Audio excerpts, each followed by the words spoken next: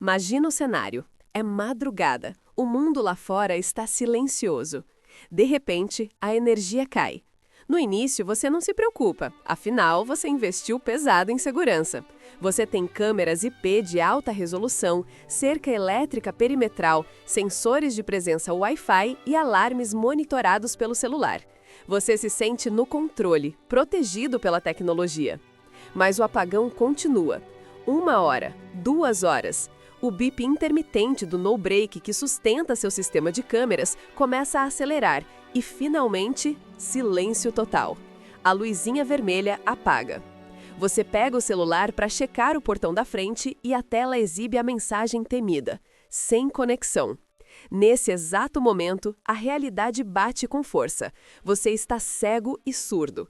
Sua cerca elétrica, que antes era uma barreira formidável, agora é apenas um conjunto de arames inofensivos que servem de escada para invasores. Seus sensores estão mortos. Sua casa, que parecia uma fortaleza digital inexpugnável, transformou-se instantaneamente numa caixa de tijolos vulnerável escondida na escuridão. Esse é o erro fatal da segurança moderna. Nós terceirizamos nossa proteção para a eletricidade. Mas a segurança real, aquela que protegeu castelos e fronteiras por milênios antes de Thomas Edison, não precisa de bateria. Ela precisa de física, psicologia e estratégia. Neste vídeo, nós vamos desligar a tecnologia. Eu vou te ensinar a blindar sua casa e sua família usando conceitos de defesa mecânica pura. Com menos de R$ 50 em materiais de uma ferragem simples, você vai aprender a construir barreiras mais confiáveis do que aquele sistema de R$ 5.000 que acabou de te deixar na mão. Para consertar essa vulnerabilidade, precisamos primeiro ajustar a sua mentalidade. O maior equívoco que vejo as pessoas cometerem é confundir monitoramento com proteção. Entenda isso de uma vez por todas. Uma câmera de segurança não protege você. Uma câmera é um dispositivo passivo de observação. Ela apenas documenta o crime. Se um invasor determinado cobrir o rosto ou não se importar em ser filmado, a câmera se torna apenas uma testemunha silenciosa, que vai gerar um vídeo para a polícia assistir depois que o estrago já estiver feito. Em um cenário de colapso social ou apagão, onde a polícia não virá, a prova do crime não tem valor nenhum. Você precisa de algo que impeça a ação física, não algo que a assista. É aqui que entra o conceito militar de defesa em profundidade, também conhecido carinhosamente entre sobrevivencialistas como a teoria da cebola. Pense em uma cebola. Ela não tem apenas uma casca dura externa e um interior macio. Ela é feita de camada sobre camada. Se você descasca uma, encontra outra imediatamente abaixo. A segurança da sua casa deve seguir a mesma lógica. O erro do iniciante é confiar tudo em uma única barreira, geralmente o portão da frente ou a porta da sala. Se o invasor passar por ali, o jogo acabou e ele está dentro do seu santuário. Na defesa em profundidade, nosso objetivo não é criar uma única muralha impenetrável, porque isso é impossível, mas sim criar múltiplos obstáculos sucessivos. Cada camada que o invasor tenta atravessar deve custar a ele 2 coisas preciosas: tempo e discrição. Queremos que ele gaste minutos preciosos tentando entrar, o que aumenta a chance de desistência, e queremos que ele faça muito barulho no processo. Se a cerca falha, o jardim o expõe. Se o jardim falha, a janela resiste. Se a janela quebra, o barulho acorda você. A segurança analógica é sobre desgastar o oponente. E essa estratégia começa muito antes dele encostar na sua porta. Ela começa na calçada, na mente dele. A primeira batalha pela segurança da sua casa não é travada com barras de ferro, mas na mente do invasor. Antes de encostar a mão no seu portão, o criminoso faz uma avaliação de risco rápida e instintiva. O seu objetivo nesta primeira camada é vencer essa avaliação. Você precisa transformar sua casa no que chamamos de alvo difícil, hard target, fazendo com que ele olhe para sua propriedade e decida, por pura preguiça ou medo, ir para a casa do vizinho. Criminosos, em cenários de crise ou normalidade, são predadores oportunistas. Eles buscam o caminho de menor resistência. Se a sua casa parecer complicada demais, eles desistem. A tática mais simples e barata é a sinalização. Coloque uma placa de "Cuidado com o cão" no portão, mesmo que seu cão de guarda seja um poodle ou mesmo que você não tenha cachorro nenhum. A incerteza gera medo. Ninguém quer pular um muro no escuro sem saber se há um Rottweiler do outro lado. Da mesma forma, adesivos de empresas de monitoramento ou placas de vizinhança solidária sinalizam que ali existem olhos atentos. Lembre-se, em um apagão, o invasor não sabe se seu alarme tem bateria ou não, mas a dúvida é sua aliada. O segundo ponto crucial é a iluminação tática. Como estamos falando de um cenário sem rede elétrica, você precisa ter luminárias solares com sensor de movimento instaladas em pontos estratégicos do perímetro. Essas luzes são baratas, autossuficientes e carregam durante o dia. Mas o segredo é o sensor de movimento. Uma luz que fica acesa a noite toda cria sombras constantes onde alguém pode se esconder. Já uma luz que se acende de repente quando detecta movimento causa um choque psicológico. Ela diz ao invasor: "Eu vi você". Esse susto é frequentemente suficiente para fazer um oportunista recuar. Por fim, analise seu jardim com os olhos de um ladrão. Aquela moita alta e bonita ao lado da janela da sala não é decoração, é um esconderijo tático. Arbustos densos perto de muros e entradas oferecem cobertura perfeita para alguém trabalhar na fechadura sem ser visto da rua. Mantenha tudo podado. A regra é clara: não ofereça abrigo ao inimigo dentro do seu próprio território. Se ele decidir entrar, ele terá que se expor. Se a dissuasão psicológica falhar e ele decidir pular o muro mesmo assim, ele precisa encontrar um ambiente hostil e doloroso esperando por ele. Se a guerra psicológica falhar e o invasor ignora seus avisos, ele vai tentar transpor o perímetro. É aqui que ele deve encontrar o seu segundo anel de defesa, a biossegurança. E não estou falando de tecnologia biométrica, mas sim de biologia ofensiva. Muitas pessoas gastam fortunas com cercas elétricas que, como já vimos, tornam-se inúteis sem energia. Mas existe uma barreira que nunca desliga, nunca precisa de manutenção técnica e fica mais forte e perigosa com o passar dos anos: as plantas espinhosas. Nós chamamos isso de paisagismo defensivo. Ao planejar o seu jardim ou quintal, esqueça a estética pura. Plante arbustos densos e agressivos diretamente abaixo das janelas e rentes aos muros internos. Espécies como a coroa de Cristo, a buganvília primavera com espinhos longos ou roseiras selvagens funcionam como um arame farpado orgânico. Se um invasor tentar pular seu muro para cair no jardim ou tentar escalar para alcançar uma janela, ele terá que enfrentar uma massa de espinhos afiados que causam dor imediata e profunda. A vantagem tática aqui é brutal. Primeiro, a dor causa uma reação involuntária. O invasor vai gritar ou fazer barulho ao se debater, alertando você. Segundo, essas plantas rasgam roupas e pele. Mesmo que ele consiga fugir, ele deixará para trás pedaços de tecido e sangue, material genético que pode ser usado para identificação policial posteriormente. É uma barreira que coleta DNA automaticamente. Além do solo, olhe para o topo dos seus muros. A velha técnica brasileira de cimentar cacos de vidro no topo do muro é primitiva, mas extremamente eficaz em cenários de colapso, pois não depende de eletricidade como as cercas de choque. Se o vidro não for uma opção estética para você, existem lanças perfurantes metálicas, mandíbulas que cumprem o mesmo papel. O objetivo desta camada é tornar o acesso físico doloroso e lento. Queremos que o invasor olhe para aquele emaranhado de espinhos e vidro e pense: não vale a pena o esforço. Mas, se ele for persistente e trouxer ferramentas para cortar essa vegetação, ele chegará à estrutura da casa. E é aí que ele encontrará a barreira mais importante de todas. Chegamos agora à última linha física de defesa, a entrada da sua casa. Se o invasor superou o psicológico e o jardim hostil, ele está diante da sua porta ou janela.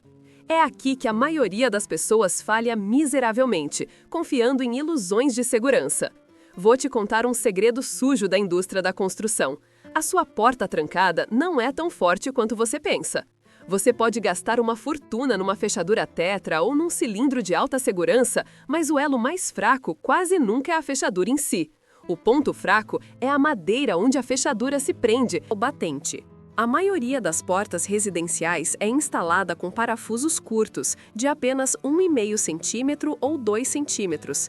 Eles prendem a contratesta, aquela placa de metal no batente onde o pino da chave entra, apenas na madeira superficial do marco da porta.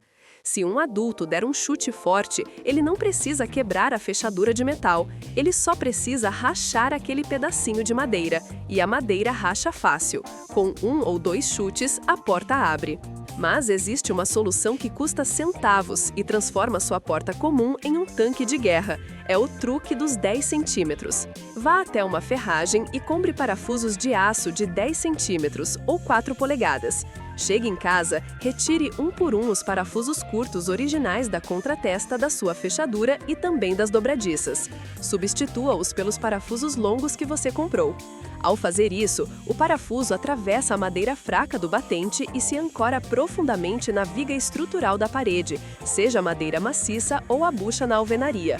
Agora, para arrombar sua porta, o invasor não precisa apenas quebrar o batente. Ele teria que derrubar a estrutura da parede da casa. Isso aumenta a resistência da porta em até 10 vezes. É a melhor relação custo-benefício de segurança que existe. Depois da porta, olhe para as janelas. Janelas de correr, blindex ou alumínio têm fechos ridículos que podem ser forçados com uma chave de fenda. A solução analógica, a física pura. Corte um pedaço de madeira, um cabo de vassoura velho ou um sarrafo no tamanho exato do trilho da janela quando ela está fechada. Coloque essa madeira no trilho inferior. Pronto! O invasor pode quebrar a fechadura original, mas a janela simplesmente não vai correr porque existe um bloqueio físico impedindo o movimento. É impossível abrir por fora sem quebrar o vidro. Para portas que abrem para dentro, você ainda pode adicionar uma barra de segurança ou improvisar uma cadeira travada na maçaneta, criando uma geometria que força a porta contra o chão quanto mais alguém empurra por fora.